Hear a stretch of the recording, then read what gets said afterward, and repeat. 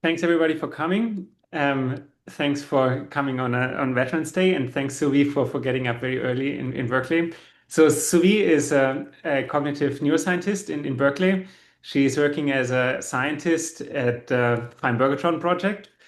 She is an expert in auditory fMRI or auditory multimodal imaging and lifespan imaging, but importantly also on mesoscale circuitry, which she will talk about today, specifically on the title Functional Imaging of Hippocampal Layers Using VASO on the Next Channel 70. Please. Okay, thank you. Nice to meet you all. So I'm Suvi Häkkinen. I'm a research scientist here in the Feinberg Lab at Berkeley. And thanks for the invitation to talk. And I'm presenting a collaboration we actually had with Renzo on optimizing VASO here on NextGen 7T. And if you have any questions, just interrupt me anytime. We also have Renzo and David here to help me answer any more technical questions. This project has a preprint, and the raw data is also available at OpenNeuro for anyone interested. And just some background. So hippocampus would be a very central node to include in any circuit models we develop for many cognitive phenomena and clinical applications, but it's a very challenging area. It's deep in the brain, far from the coils. It's very, there's lots of physiological noise. It's small, it's only 1 millimeter thick in parts, and there's lots of functional specialization. And a specific problem is that the vasculature is very complicated. So the hippocampal veins drain blood through both the inner and outer layers. And the pattern depends on the subfield, and there's likely some individual variability. In this region called subiculum, the veins simply drain through the inner layers, but then in CA1 and 2, they drain through both, and in CA3, there's probably more drainage through the outer layers. And this complexity is a problem for bolt-based imaging because it's difficult to interpret if you're localizing your activation correctly. Is it neuronal or is it just a venous bias? And VASO is known to have a great localization accuracy, but it also has a lower contrast to noise ratio, so it hasn't been widely used in the subcortex. But our scanner at Berkeley allowed us to optimize the sequence thanks to the improved acceleration performance and the chance to reduce readout using shorter echo spacings. So our aims in this project were to optimize first this sequence, and then to use this optimized sequence to compare the VASO and BOLD from the same acquisition. And for this, we chose the autobiographic task paradigm. It's a bit of a checkerboard task for hippocampus because it activates strongly, so the venous biases and VASO-BOLD differences would be easy to detect, but we don't have super strong subfield or layer-specific expectations. And we pushed TR down to 3.2 seconds, so we were also able to compare these stages of the autobiographic recall and to look at neocortical connectivity of the hippocampus. So I want to acknowledge some relevant previous literature. There are 2 previous layer fMRI studies that have looked into these topics using the same task. So the Pfaffenroth paper used layer BOLD and breath hold signal changes, and very recently, Khazar Ahmadi used VASO. And both these studies reported this venous drain in the inner layers of the subiculum, and they both also support that there is true task activation in the inner layers of the CA1.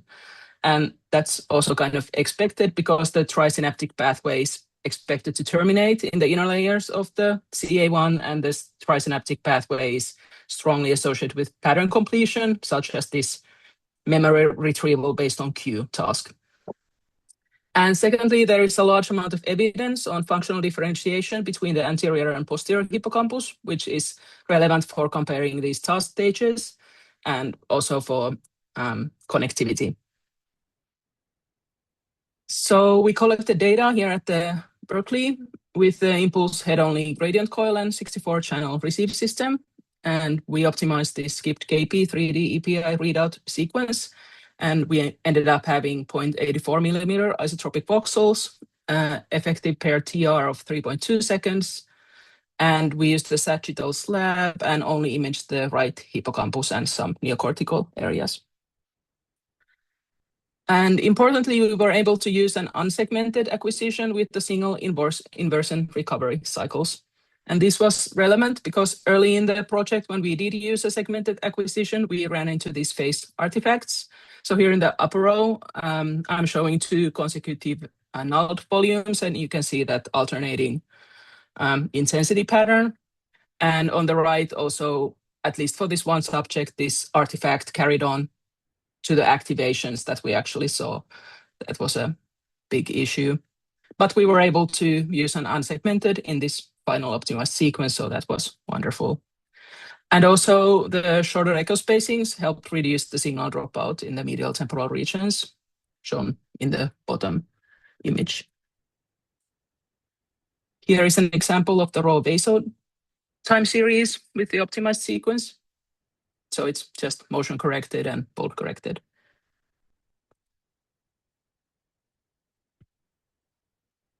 So as I mentioned, this task paradigm that we used is quite established, but briefly in the memory task, the participants were presented with a keyword, and they were instructed to recall in vivid detail an event from their personal past.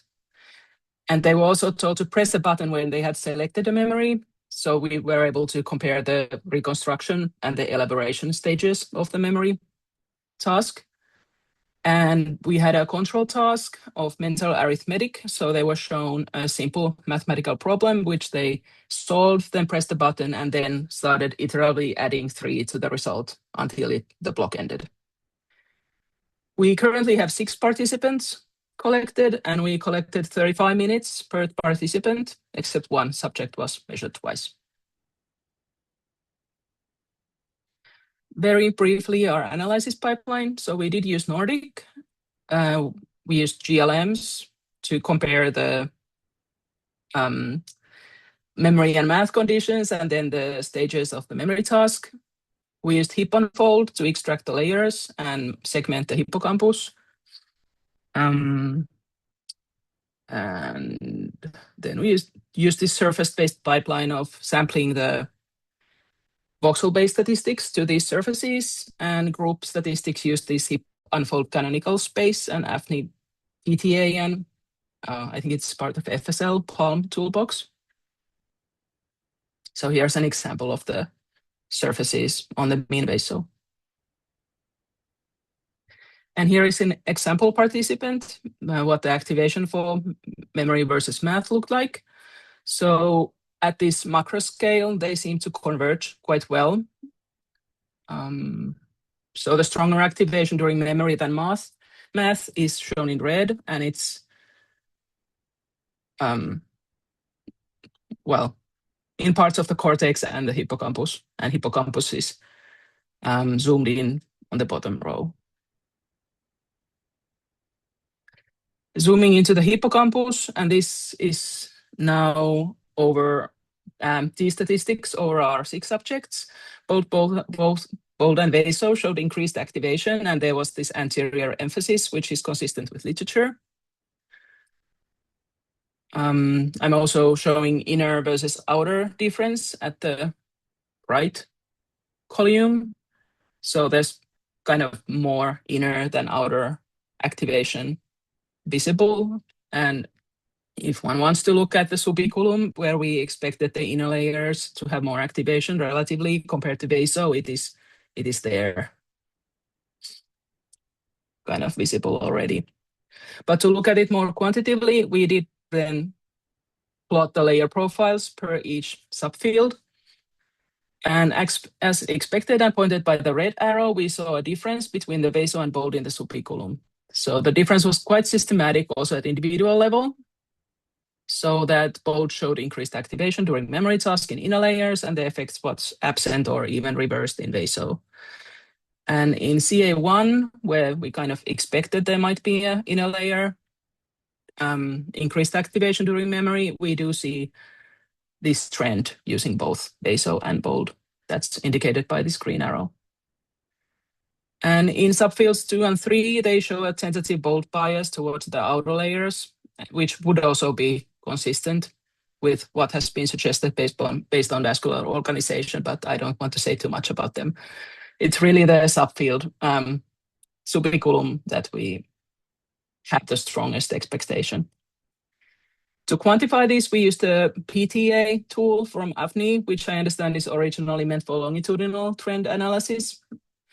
And this confirmed that the relative inner subiculum slope was steeper in bold, and it then turned outer trend in CA3 as we would expect. We also tested some denoising strategies. So here we have motion covariates and the ACOMP core variant from the Pfaffenroth paper. So white matter ROI with 50% explained variance and a high residual ROI with 5 PCA components. And we can see that the results are not going away. The differences are not going away. We still see this inner layer bias in bold, and the inner layer bias in subiculum inner layer bias in bold, and CA1 effect in both. We did use Nordic, and we did look a little bit into what it's doing. So this is an example participant at 3 different settings. So the blue has no Nordic, then the purple has the default factor error 1, and the pinkish has factor error 1.5. And on the top row, we have z-scores, and the bottom row, we have the beta or COPE estimates.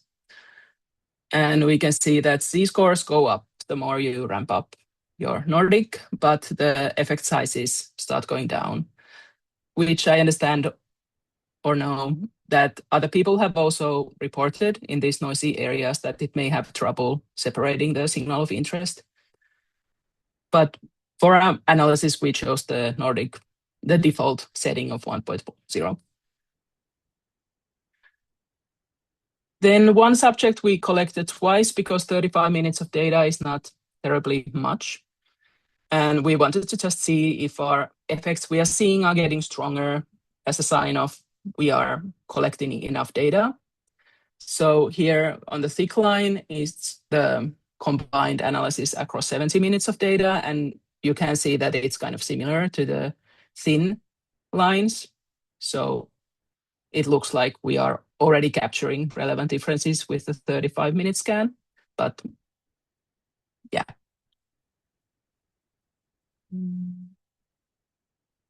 Okay, so then our TR was 3.2 seconds, and our duration of the reconstruction stage of the memory task was about the same. So it's not perfect, but it's feasible maybe to even kind of look into whether we could see the memory task stage activation differences. And this is across all 6 subjects, and we do see this anterior-posterior distinction, so that the elaboration in red is more activating the posterior hippocampus, which is consistent with literature. And if we look at the inner outer layer difference, it's more in the inner layers. And I think this was also consistent with what Pfaffenroth reported based on their study, which is nice. Okay. And our FOV also included some neocortical regions relevant for memory. So we looked into the neocortical connectivity patterns of the hippocampus. For this, we currently are looking at background connectivity. So we regressed our tasks and look at the connectivity across the whole acquisition. And how we approached this, we expected that functional patterns that would emerge from the connectivity would resemble the functional boundaries from activation. So here is the activation pattern, and you can see many things in this pattern. I'm seeing in blue, it resembles the frontoparietal network, which is more activated during the math condition, as would be expected.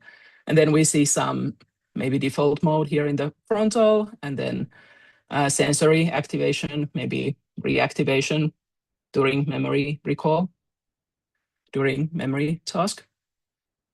And then if we compare, we took the subiculum as an example because subiculum is the major output region from the hippocampus, and compare the anterior versus posterior subiculum connectivity to these regions. And we can see this similar kind of distinction between the blue and the red and the blue and the red.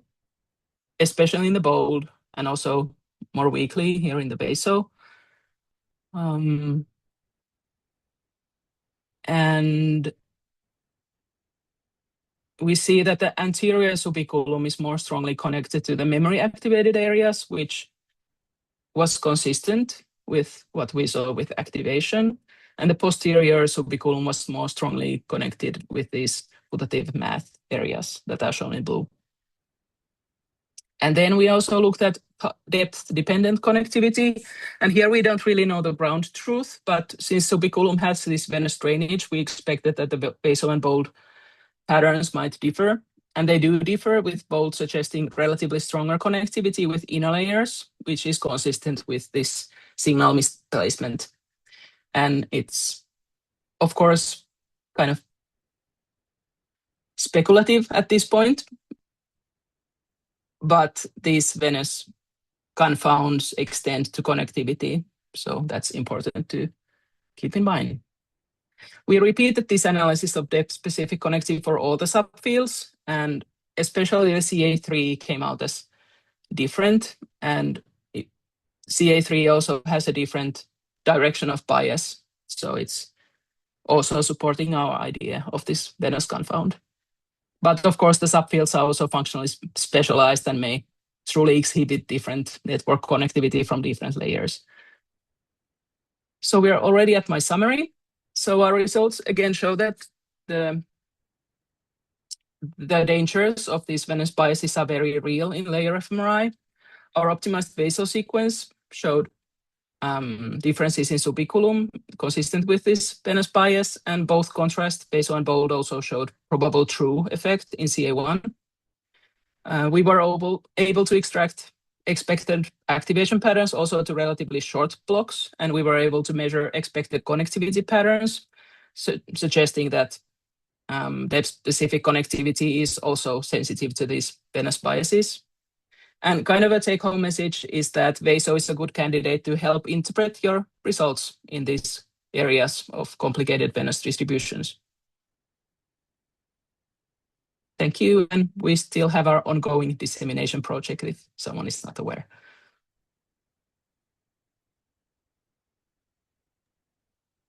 Thanks, Suvi. That was great and informative. I specifically like how you're combining bold and VASO and kind of knowing then what to trust in bold. Like bold has higher sensitivity, right? And in CA1, you're getting the same profile, so you can kind of be rest assured that you can trust your bold, not so much in the subiculum though. Maybe I have a question about your slide on how long to scan. Like you have this nice test retest, and the layer profiles are kind of relatively consistent, specifically in the subfields that kind of you trust most anyway. So I guess I'm learning from this partly that when you look at layer profiles, you're collapsing all the voxels within the subfield, so your SNR is already better than what we are sometimes used to in maps, right? The maps might be harder to interpret because there you need a statistical test for each voxel individually. What's your feeling of how this translates or how this compares to neocortex, where we did a lot of layer fMRI before in the field, and now as you go deeper and deeper, you're far away from the RF channels. Kind of, you say 1 minute, one session of 35 minutes is not so much. For neocortex, it feels like a lot. Like at 0.8 millimeter, I want to see something there already. And then later, like you did include the neocortex as well. So how does this compare to neocortex? How much longer do you need to scan when you want to do hippocampus as opposed to kind of the vanilla V1 or M1 layer fMRI studies? Do you have a feeling for that?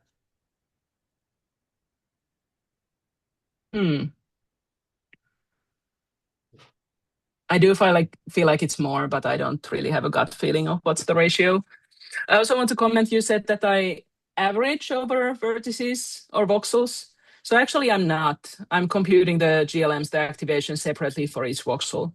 And then only at plotting, I'm kind of showing the average plot. But I'm not averaging the time series for statistics. Yes, yes, I understood. Yeah, but kind of the layer profiles that we're looking at right now refer to the entire area, right? So the signal from the Yes, entire area is yes, kind of collapsed into a two-dimensional yes. plot. Um, Or is it not? yes, yes, it Ah, is. okay. I'm just thinking what Mhm. coming from a cognitive background, I feel like averaging over a region depends on the region and what you know about the region and what your question is. So, do we understand the functional differentiation within the hippocampus well enough to average how much and which regions? Like, if you're confident they are working in concert during your task, then it's probably meaningful and helpful. I do remember that TSMR watch was much lower in the hippocampus compared to neocortex, and it's also visible in the activations. Kind of the part I showed about the neocortex, it does come out as much kind of, it is stronger. But I don't have a number. Do you? Like how much more data would you need in the hippocampus? No, no, I don't know. No. I guess I it think could be. I Yeah. am claiming that 35 minutes is enough to kind of see these strong trends, but when you use a different task that kind of activates less, then you probably need more. But with less than an hour might still be doable, maybe. We would just have to see. I could add a comment to Yeah. that with regard to our scanner. And of course, for all of our scanners, we're using, high density 64 channel arrays. So they're getting more signal on the cortex than deeper inside. So you have that factor. And I think that's a big one. And you see the signal drop off deeper towards the center. We've just finally gotten our 72 channel array working, which is using the 64 array plus the 8-channel transmit on the outside, combining the two. And we see, 15 to 20% more signal to noise in the middle of the brain. And I'm just anecdotally looking at the hippocampal images. They look nicer to me, but it's not quantitative. So it's a moving target. I think technology is improving in general on receiver transmit side, and I think it'll continue to improve for all of us. Yeah. Makes sense, yeah. So you're saying that kind of while you benefit more from the 64 channel call, kind of at the cortex, the drop off is steeper, right? Unless you have the transmit receive the Yeah, new that you're when we talking. use a transceiver, we use a large array of the transmit, and it covers the facial area where we don't have receiver array coverage in all places, and we get more signal in the middle of the brain, closer to the ultimate intrinsic SNR. Right. Yeah. Makes sense. Hasar, you have a question. Yes, I do. Thank you so much, Suvi, for the very nice presentation. Congratulations. This is a great study. I have a question regarding the slide you had about time duration, the same slide that you were on it just a few seconds ago, exactly over here. Am I correct in understanding that in CA2, towards the outer surface with bold, you are seeing an increase in bold profile, whereas it's kind of decreasing. It's like similar effect to what you observe in subaqueum CA1, but in CA2 you find this opposite profile toward the outer surface. So my question to you is that if this is do you see this kind of pattern in every participant, or this just happens in this specific case where you had additional scanning time? So here are my full results. Looking at CA1, it does look like VASO has this downward slope in VASO, and in bold it's more variable. Okay, interesting.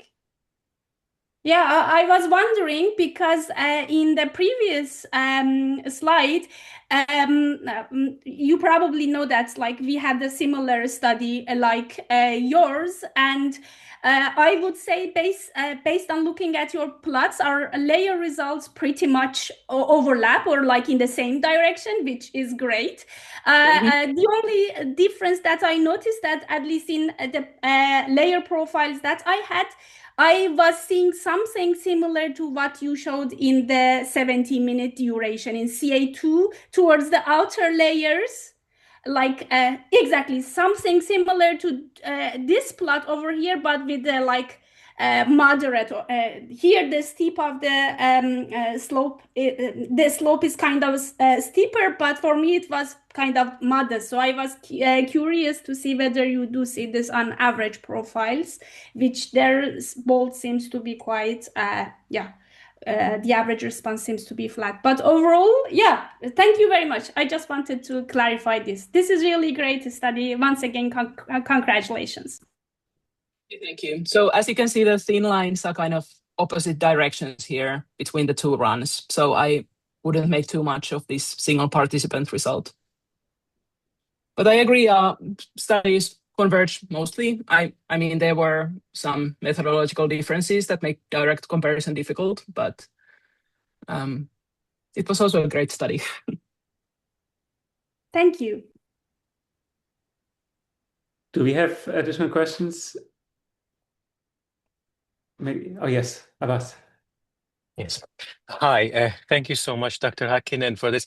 So I have a very general question. Is it, I don't know much about actually what I'm going to ask, but when you were showing the connectivity patterns between different layers of the subiculum and the cortex and everything, I was wondering, could you put this in context of feed-forward connections? I know people who are more look at the neocortex always talking about these layer-specific connections in that context. Is it possible to do that? And specifically that you have like a memory task? Would there be, for example, a difference when maybe in the beginning of, and I don't know how difficult these tasks are, maybe in the beginning when they are learning, things could be more in a, I don't know, maybe a feed-forward kind of regime versus later. So I don't, is it possible to put it in those contexts or framework, or is it? So we basically have one TR for the reconstruction stage. So it's not possible to do like a task-based connectivity between the early and late stage. I was thinking I should have done the activation analysis at least for the reconstruction to kind of see what cortical areas are different between the stages, but I don't have it here. I think for the hippocampal subiculum, it's not clear about, so it's an output region. And for the input, I think we would need the entorhinal cortex included. Yes. Okay. Which we have explored and looks fine, but we don't have it here. So in the neocortex, it's the input and output are thought to involve distinct layers, but the hippocampus is kind of unidirectional and subiculum is only output. I see. Okay. I didn't know that. Good to know. One quick question when you're talking about early, is it possible, I mean, your TR is fixed, but could you, for example, shift your tasks somehow in during the different stages of this so that, some of your results are more from the earlier stage, some, of course, it's going to be a mix between earlier in the experiment and then which one where the TR falls within the could you do something like that to potentially or with would connectivity? Yeah, or is it just it removes so much, like statistically it's not going to be very feasible? Because I'm thinking if you cannot increase your time resolution, basically decrease your TR, maybe you could just move your experiment around it.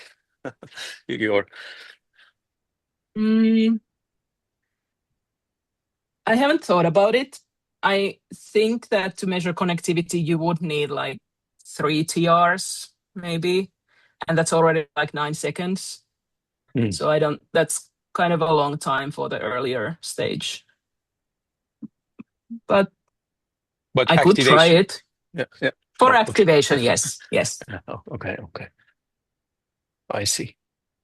All right. Well, Yeah, thank you. I'm not Thank you sure very how much. deep thank you. I'm Yeah. not sure how deep I want to go into the neocortex because we are like missing most of the default mode network, for example, here in the parietal. I think this is frontoparietal. So it's like missing some key regions. And of course, all the medial surface is missing. Okay, but that could be like you could change that in the way you're doing this sequence and Yes, I guess the absolutely, slides. absolutely. This was very much Yeah. is this possible type of study. True.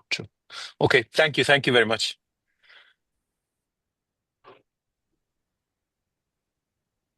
Can I ask a quick question? Oh, yes, please. There are a lot of studies about, hippocampal and amygdala connectivity, and also studies of, within hippocampus connectivity between different, regions, for example, CA1 versus CA3. So your result is beautiful in the sense that you have shown the connectivity within neocortex, but what about those, connectivities between adjacent areas, and, to what extent can you capture that? Thank you. I looked at it in the early stages of this project, and then I haven't looked at it since. Maybe I should go back into that. But it is much noisier, so I don't know if it will work. It is a good idea, and I agree there is some interesting literature on that. Thank you. I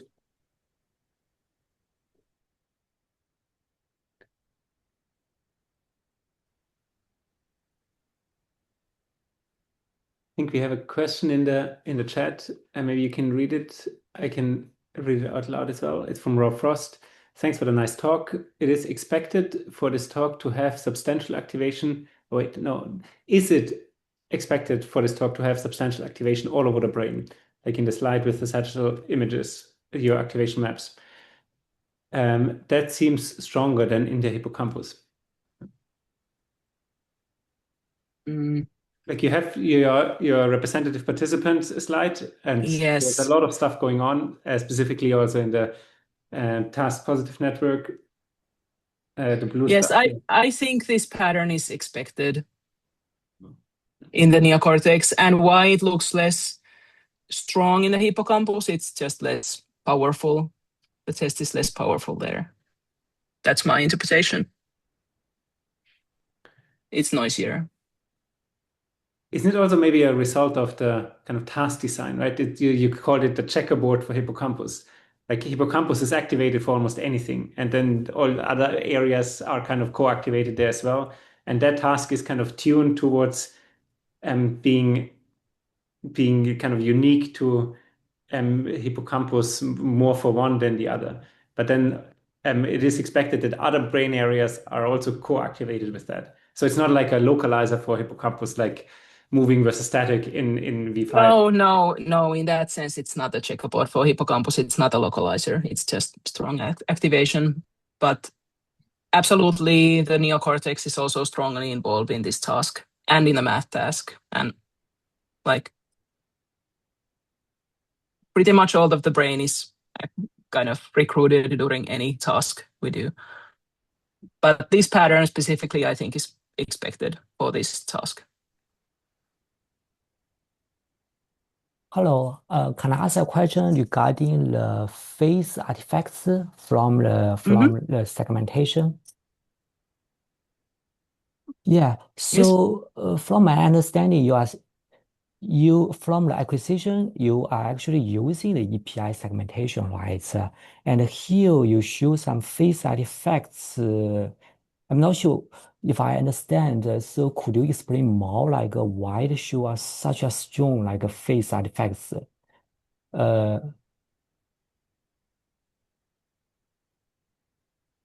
So is this related, for example, to your, for example, combination effect of VASO with EPI segmentation, or is it just purely from EPI segmentation?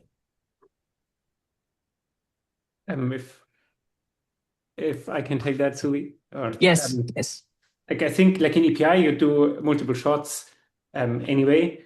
in the partition direction. Here, the thing that was very tricky was that with the echo spacings that they wanted and the coverage that they wanted, the readout duration was could have gotten longer than your inversion recovery time, longer than your T1. So the segmentation that Suvi is referring to is having every other partition for one inversion recovery, and then you have another inversion pulse, and then the missing sets of the partitions. So basically, you're acquiring kind of like the odd and the even number of partitions in the second phase encoding direction across two different inversion recovery periods that are at two different phases of your respiratory cycle.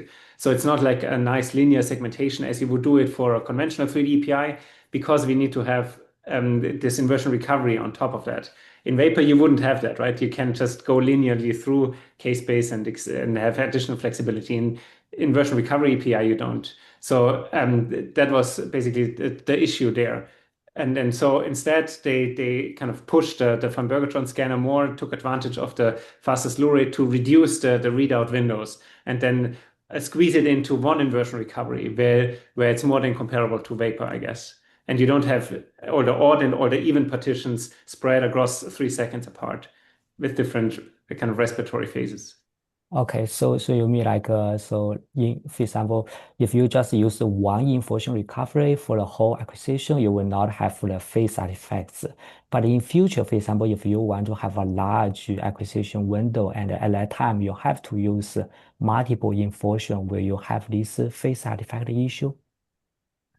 You would, yes. And that's kind of one limit of the coverage there.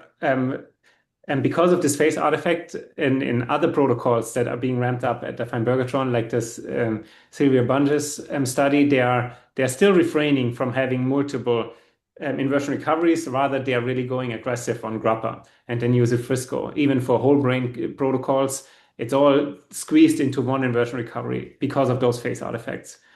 And then rather kind of trade off grappa versus the phase artifacts, I guess. Yeah. Okay, but could you explain more about why the phase artifacts pattern looks like, for example, like such like for example, 3 stripes pattern, like a negative or positive and then negative? Why the pattern looks like this?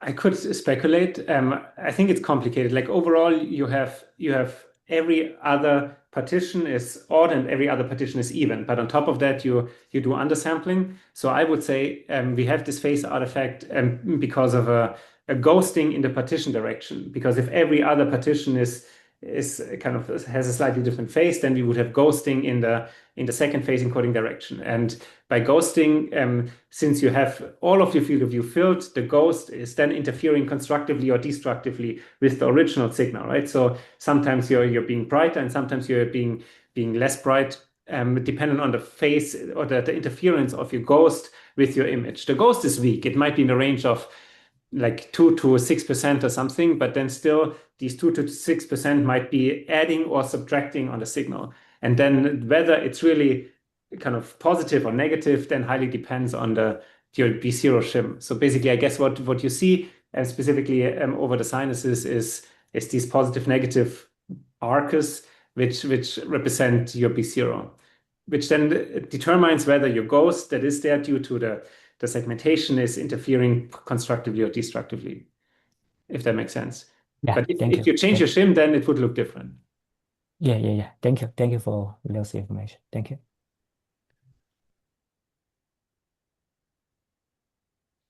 If there is no more question, can I ask a question?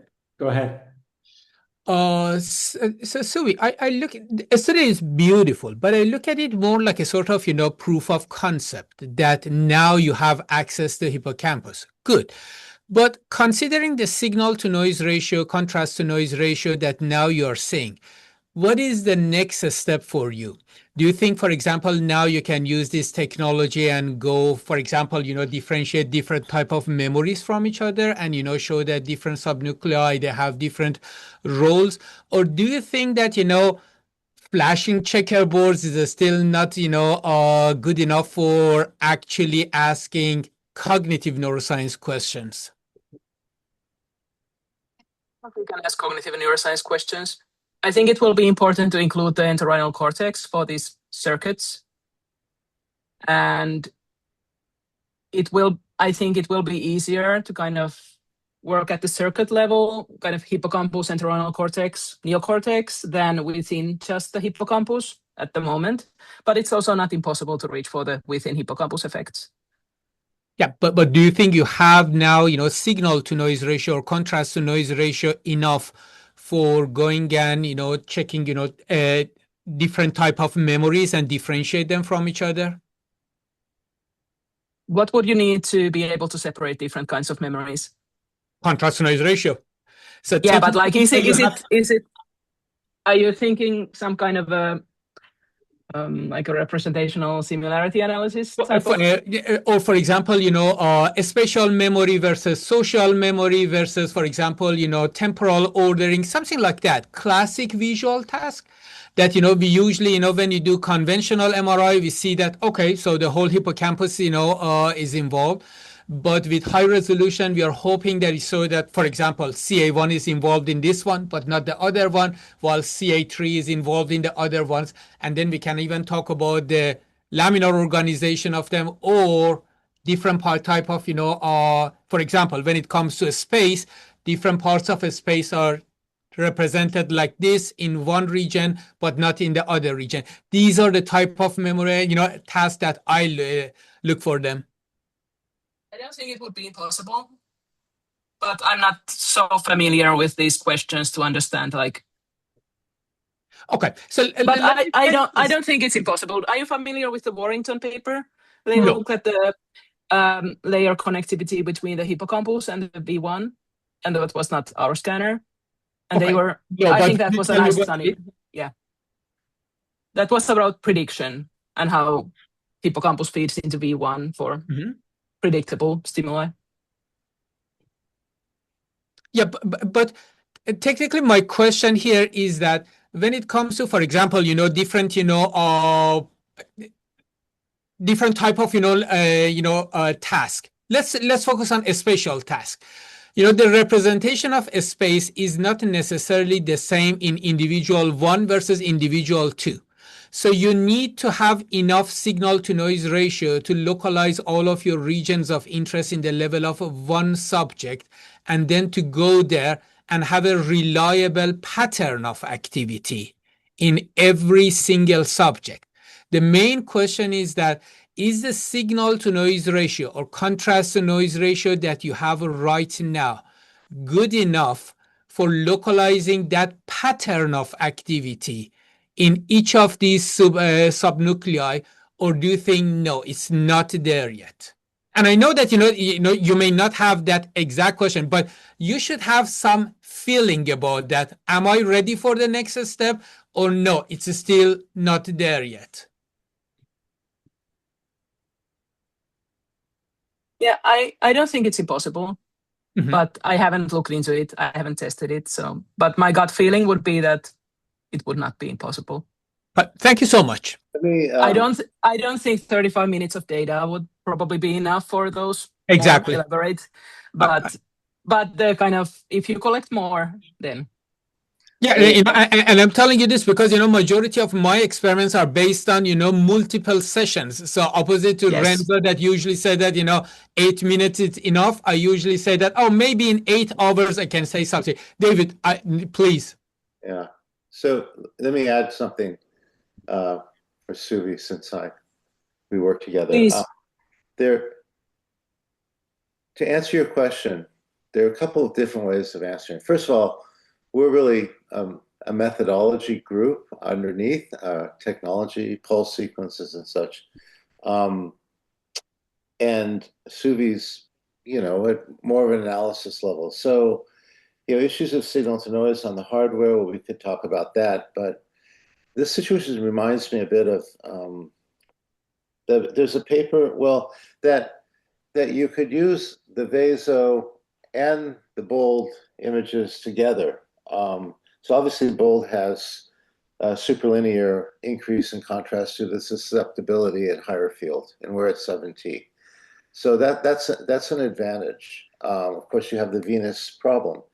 But if you think back to, I'm sure Lars Mokley's paper of completing image field, visual field, and the top-down effect, very important paper. He actually, if you look at that paper, he actually used 3D Grace sequence to validate that the Venus confound wasn't affecting his results. That the experiment was using bold, but he also, and now, you know, you could design paradigms with VASO to do the same sort of thing. You know, if you want high contrast to noise, but also combine, you know, a separate sequence to I don't know how you want to say it, to validate the result or to eliminate the confound. And so there are different ways you can play. I think you could use VASO in many different ways. And just a thought. Thank you again.